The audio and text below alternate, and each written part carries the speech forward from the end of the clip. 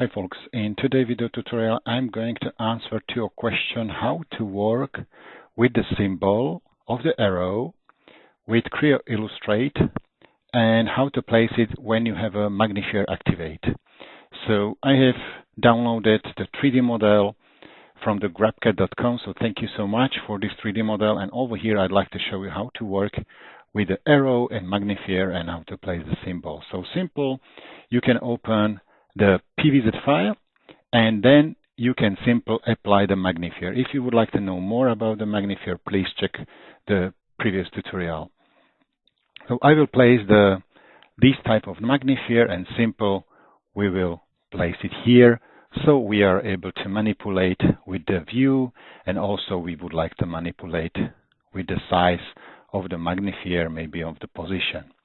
Yeah, what is great that you can move everything to the proper position and then you can see what you want and as you want. Yep, so simple to place the Magnifier, and then in the symbol you can choose from the different kind of symbol, and for example I like to place the arrow 2. The arrow 2 you can directly place on the 3D model, but if the 3D model is really small, so you can simply select the object in the Magnifier. It's the same as if you will select directly from 3D.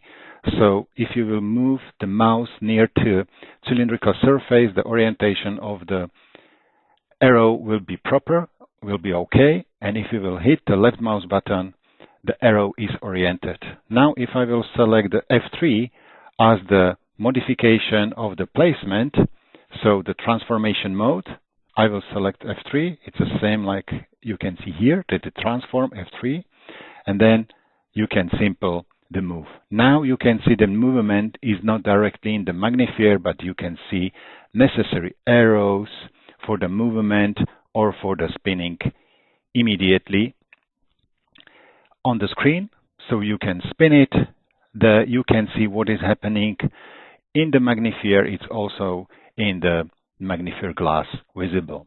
Yes, so simple confirm, and then you can change the figure tab render mode and you can finish your custom preferences and definition.